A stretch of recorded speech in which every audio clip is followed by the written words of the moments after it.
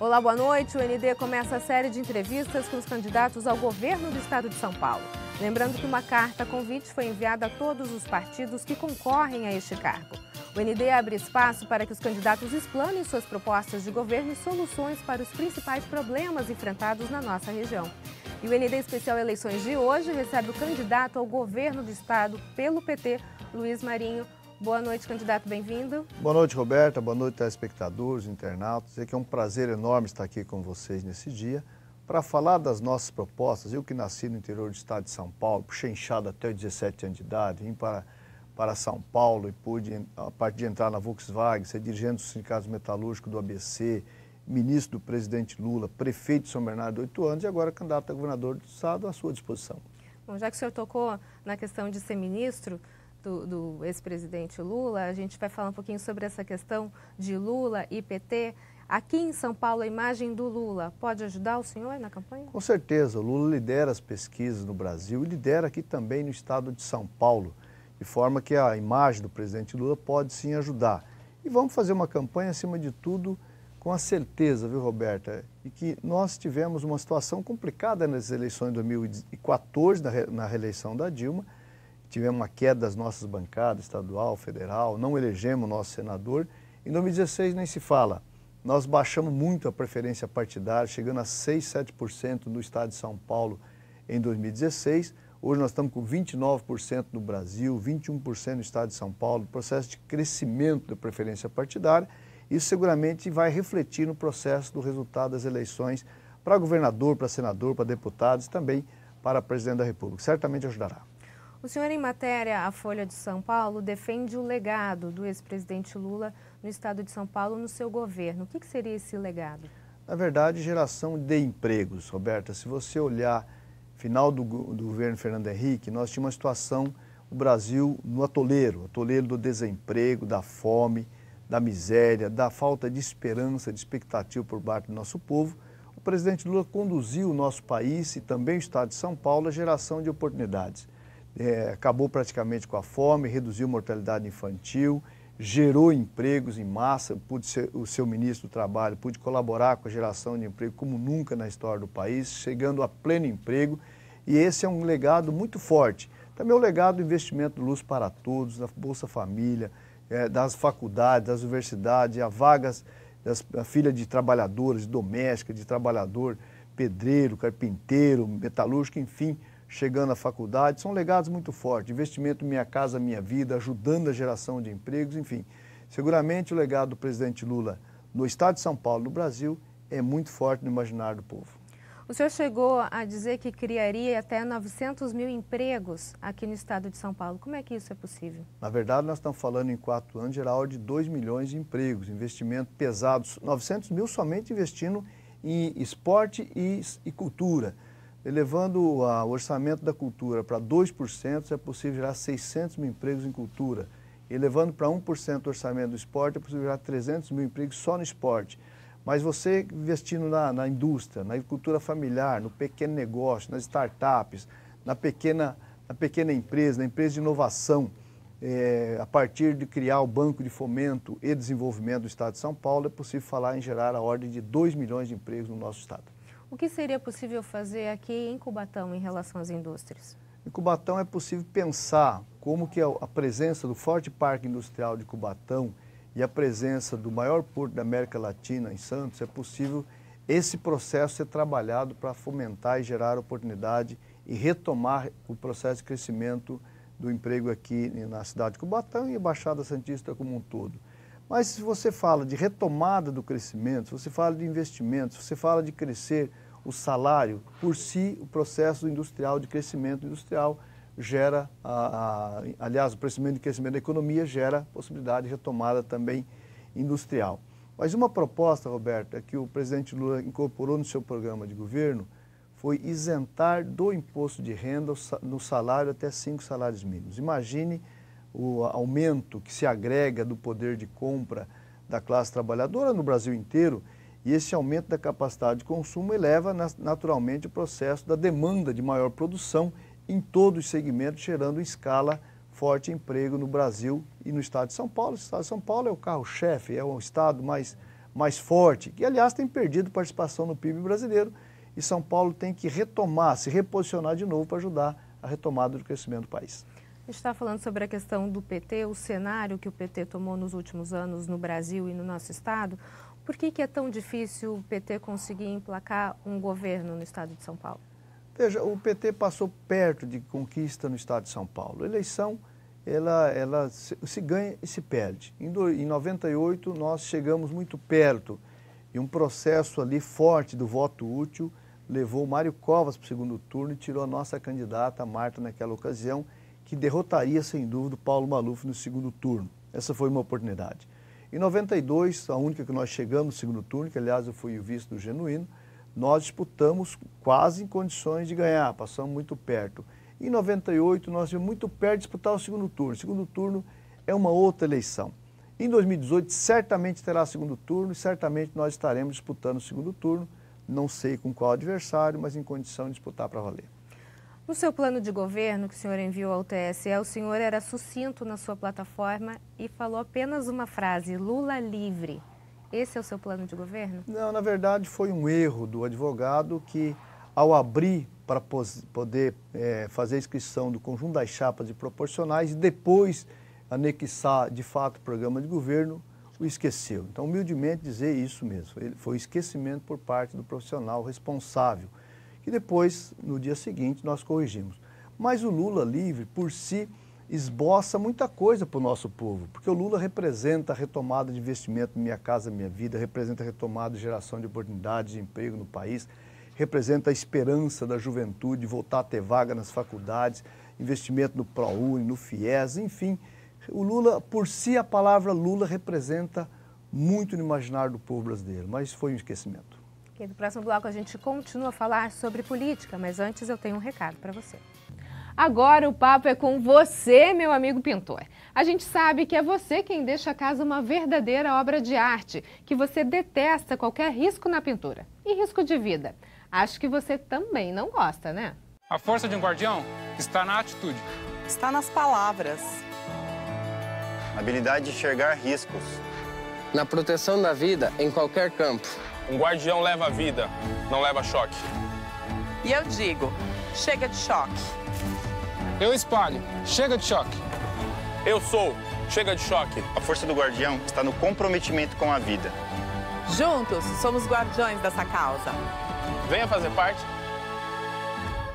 Na obra, os fios, a rede elétrica podem ser um grande risco para a vida, para a sua e de seus companheiros. Por exemplo, o cabo extensor do rolo de pintura, aquele metálico, é um grande condutor de energia e nem precisa encostar nos fios para levar choque. É só chegar perto. Não encurte sua vida por causa da extensão do cabo. Quer outros exemplos? Andaimes, ferramentas, objetos metálicos e, óbvio, a falta de atenção podem causar o pior. Fique esperto, fique vivo. Você é um guardião da vida. Acesse chegadechoque.com.br e descubra outras dicas de segurança. Chega de Choque, uma causa da CPFL Energia e de todos nós. O ND Especial Eleições está de volta e o nosso assunto de hoje é política e eu converso com o candidato ao governo do estado pelo PT, Luiz Marinho. Luiz Marinho, queria começar esse bloco a gente falando sobre a questão da corrupção. Existe uma série de escândalos envolvendo vários partidos, né, em várias escalas. E o PT não está longe disso. Como é que o senhor pretende combater a corrupção? No estado de São Paulo é preciso, Roberta, criar a corregedoria que ainda, pasmem, não existe. É preciso compromisso de todos os dirigentes, não somente dirigentes, mas você em casa, você pai, você mãe, conversar em casa com os filhos, os pequenos gestos, porque é a partir dos pequenos gestos que pode-se criar um grande gesto. E a responsabilidade do combate à corrupção, o combate ao comportamento equivocado de qualquer pessoa deve ser responsabilidade de todos. E terá em mim um governante que vai, sim, criar as condições, os instrumentos para combater a corrupção. Agora, falar em combate à corrupção, Roberta, o governo Lula e Dilma foram os que mais criaram instrumentos de combater a corrupção no país. Fortalecimento da Polícia Federal, fortalecimento da Regidoria, fortalecimento da CGU, enfim, um conjunto de instrumentos que leva a uma situação de combate efetivo à corrupção. O que não pode é o judiciário brasileiro selecionar quem ele vai investigar com mais ênfase e outros com menos ênfase. Porque se pensar no Aécio Neves, se pensar nos escândalos do metrô, do trem em São Paulo, o conjunto, a demora das investigações no Estado de São Paulo, o papel do Ministério Público Paulista, enfim, tudo isso leva a muita dúvida por parte do povo brasileiro. Portanto, é preciso que as instituições sejam severas com absolutamente todos que eventualmente cometer qualquer deslize de comportamento, levando a uma situação de corrupção, combatendo, punindo, enfim, qualquer que seja. O que não pode é a situação do presidente Lula, porque o Lula é um injustiçado preso hoje. Se você lê a sentença do juiz Sérgio Moro, ele não tem uma única prova de qualquer culpabilidade por parte do presidente Lula. Muito pelo contrário, tem a sua inocência. Mas, sem entrar no mérito de ser ou não ser, aqui o povo brasileiro tem muita clareza. Há uma grande injustiça com o presidente Lula hoje e é preciso que a gente leve em consideração para combater todo e qualquer ato de corrupção, seja por quem que seja, por qualquer partido que seja. No site da revista Exame, o senhor foi citado em delações da Odebrecht. O seu nome foi envolvido no repasse de 300 mil. O que o senhor pode dizer a respeito? Meu nome foi citado e não envolvido, porque não passa da mais absoluta mentira por parte dos delatores. Agora, compreendemos, né, Roberta? Um cidadão que eventualmente esteja preso e que, a depender da situação que ele coloca, que envolva dirigentes políticos, pessoas públicas, se vai amenizar a situação dele, é provavelmente o que tem acontecido. Mas aqui eu deixo muito claro, com veemência, não passa da mais absoluta mentira por parte do quem os disse essas frases. E desafio um tete-a-tete, um olho no olho, para tirar qualquer dúvida em relação a essas questões. Falar um pouquinho sobre segurança, candidato. O que o senhor pode falar? A gente sabe que tem um aumento excessivo da violência no estado, em várias cidades. A Baixada Santista sofre com esse mal também. O que pode ser feito em relação à violência e à segurança? Na verdade, Roberto, eu falo assim, 24 anos o PSDB governa o estado de São Paulo. 24 anos, se planejado, dá para resolver qualquer gargalo, seja na saúde, na educação, na segurança.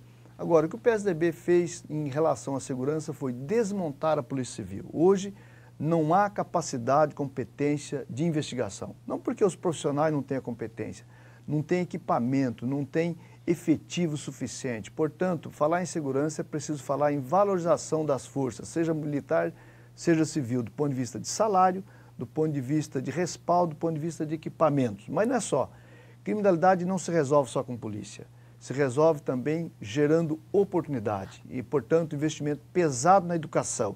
Investimento na educação combinado com o esporte. Investimento na educação combinado com cultura e novas tecnologias para gerar empregos.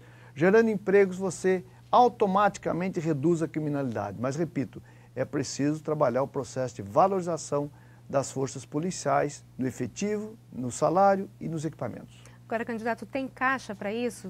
Se fala desse investimento na cultura, no esporte, mas existe dinheiro para esse investimento? Roberto, tem caixa. O estado de São Paulo é um estado rico, o mais rico do país. Se você compara, por exemplo, na educação, o estado do Maranhão, uma economia muito mais frágil, paga mais do que o dobro do salário dos professores do que o estado de São Paulo. Será que justifica dizer que o estado de São Paulo não tem orçamento? Na verdade, não tem capacidade, não tem competência. 24 de gestão do PSDB, 24 anos. Se planejado, resolve qualquer problema. Porque nós não estamos falando de hoje, nós estamos falando de 24 anos. 24 anos de retrocesso na educação, na segurança, na saúde. Portanto, aqui está faltando governo. Voltar um pouquinho na questão da segurança, candidato. Por aqui surgiu a ideia de se criar uma polícia metropolitana. É possível? O que o senhor acha a respeito disso? É possível pensar, especialmente, Roberta, você instrumentalizar as várias forças policiais. Você tem as guardas civis, você tem a polícia militar, você tem a polícia civil e tem que trabalhar de forma conjunta. Mas, acima de tudo, trabalhar com tecnologia. É preciso fazer as centrais de vídeo monitoramento. Então, você pode pegar a região como um todo e fazer uma central de vídeo monitoramento para toda a região, onde você cria sinergia, onde você busca baixar o custo do investimento, partilhando entre os entes. Você pode chamar o governo federal para partilhar um investimento como esse, o governo dos estados e os próprios municípios, que seguramente terão interesse em fazer isso. E no processo de monitoramento, você seguramente é plenamente possível baixar os índices de criminalidade existente.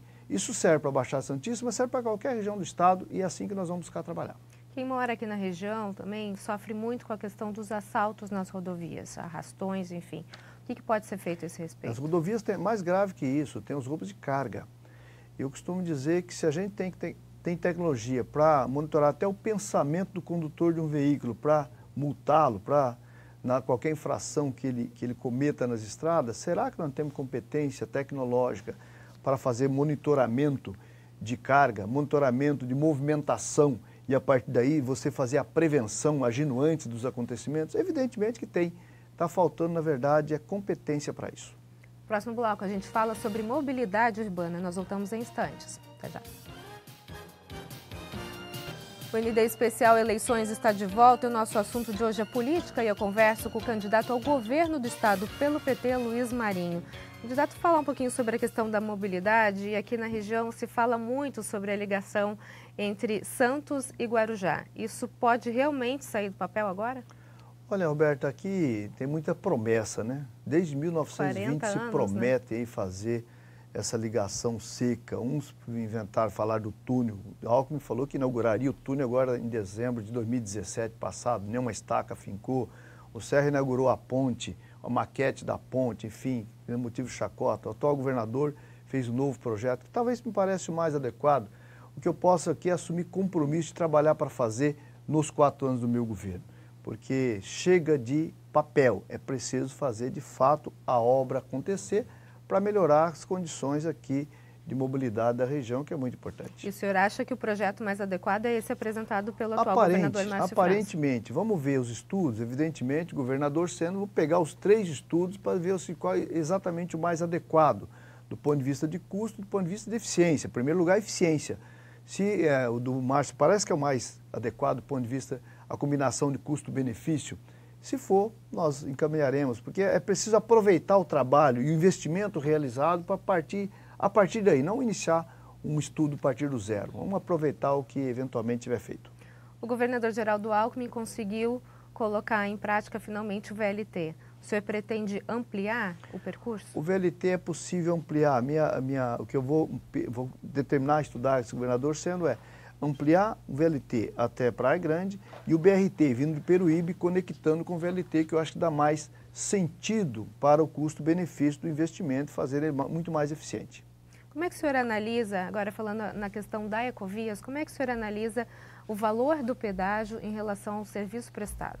Na verdade, trata-se de todo o processo de concessão. Vou reavaliar todos os contratos de concessão de todas as estradas, inclusive da Ecovias, para observar o preço do pedágio. Na minha percepção, os preços dos pedágios, de maneira geral, são muito altos no estado de São Paulo e é plenamente possível trabalhar para baixar a partir de analisar cada contrato, em especial no período de renovação ou prolongamento dos contratos, de forma que nós vamos avaliar o contrato também da Ecovias. Já se falou num possível aditamento nesse contrato em relação a imigrantes se a ponte Santos-Guarujá for feita pela Ecovias. O senhor manteria essa proposta? Eu acho que qualquer projeto dessa natureza deve se esperar um próximo governo. Acho que governo de fim de feira, fim de 24 anos de um governo incompetente, como tem sido o PSDB, herdado pelo Márcio França, eu acho que tem que deixar para um próximo governo analisar essa possibilidade, se é o caso de introduzir no contrato de ampliação da concessão da Ecovias ou se é o caso de fazer uma nova licitação.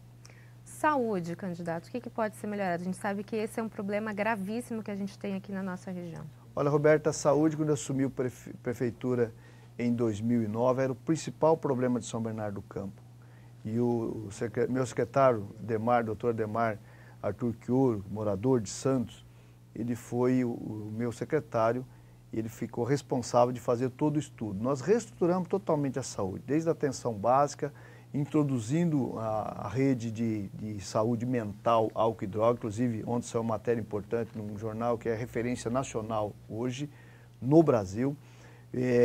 A construção de um novo hospital, implantei um programa de internação domiciliar, tinha 440 internados em casa, enfim, uma verdadeira transformação na saúde. É plenamente possível fazer. E aqui na Baixada Santista, nós podemos assumir a responsabilidade e o compromisso de, junto com as prefeituras, reestruturar a partir de um diagnóstico regional e agregar o que falta. Por exemplo, o novo hospital regional na cidade de São Vicente, que é uma necessidade já estudada, já diagnosticada, já pactuada entre os prefeitos e o governo do estado, Só faltou o governo do estado fazer a construção, é um compromisso que eu assumo. Falar sobre a questão do Porto de Santos, a gente tem o maior porto da América Latina e mesmo assim a gente está perdendo um pouco da competitividade para outros portos do Brasil, como o Porto de Itajaí e o Porto do Espírito Santo. O que pode ser feito em relação ao Porto de Santos? Primeiro é preciso partilhar a gestão do Porto de Santos. É preciso que o governador, na sua liderança política, interceda junto ao governo federal para valer, para ter uma gestão partilhada e descentralizada, junto com o governo federal, o governo do estado e os municípios envolvidos nesse processo, para fazer ele mais ágil. É preciso modernizar o acesso ao Porto de Santos, é preciso fazer, quem sabe, até na cidade de São Bernardo do Campo, pensar um ecopátio, que você possa, a partir dali, ter um pátio alfandegado, onde os caminhões sejam liberados para somente a hora que puder, para ir direto para atracar no porto, para poder despachar os contêineres do navio. Cada 5 contêineres, 2 passa pelo Porto de Santos, mas é preciso melhorar muito a logística, muita eficiência do porto, e eu vejo que é plenamente possível fazer. É possível se mexer também na alíquota do ICMS? Se for o caso. Aliás, o ICMS é preciso, acho que, fazer mais que isso, Roberta. No governo Lula, nós quase conseguimos fazer o IVA, o Imposto de Valor Agregado, de forma a acabar com a guerra fiscal entre os estados. Mas foi o governo do estado de São Paulo, então o governador Serra, que foi um grande entrave para poder aprovar. Ele liderou a bancada do PSDB para votar contra, porque disse que isso aí fortaleceria muito Lula, já era forte, que ia deixar muito forte, então trabalhou contra. Mas é possível a gente retomar o processo de acabar com a guerra fiscal no Brasil. Mas se não acabar, é plenamente possível falar, sim, do ICMS. Candidato, a gente está no final do nosso programa. Eu gostaria só de encerrar com essa pergunta em relação à educação. No Enem do ano passado, São Paulo teve 30% das escolas abaixo da média nacional. Como é que dá para melhorar o rendimento escolar desses alunos e fazer com que eles fiquem dentro de sala de aula? Na verdade, trabalhando desde a valorização dos professores, como eu disse, dobrar o salário dos professores em 4 anos, que é um compromisso que eu já assumi com a categoria. Mais que isso, é preciso trazer os 298 mil meninos e meninas de 4 anos de idade, 17 anos de idade, que estão fora da escola, criando um processo que eu fiz em São Bernardo do Campo, que é combinar a educação com esporte, educação com cultura e, acima de tudo, o programa de oportunidades. Famílias precisam de necessidade de uma bolsa para criar as condições de criança estar na escola, vamos criar, de forma que educação será prioridade absoluta. Os professores, alguma notícia a respeito deles? Vamos é possível dobrar aumentar o salário dos professores em 4 anos, isso é um compromisso. Se o Estado do Maranhão pode, não é desculpa de falta de orçamento que São Paulo não pode. Ok, então alguma consideração final? Queria me dirigir aos telespectadores, Roberta, e pedir, vamos votar pela transformação. Queria pedir o seu voto no 13, no time do 13, no time do presidente Lula. Lula presidente, os nossos senadores, Suplicy, Gilmar Tato e, acima de tudo, escolha um federal, um estadual e Marinho governador 13. Conto com vocês para transformar a realidade do nosso povo. Vamos fazer o Estado de São Paulo, o governo do Estado, o Estado de São Paulo presente na sua vida, na vida da juventude, das crianças e das famílias, acima de tudo, gerando empregos. Candidato, muito obrigada pelas suas informações. Eu que agradeço. O ND Especial Eleições fica por aqui. Uma ótima noite para você. A gente se vê amanhã. Até mais.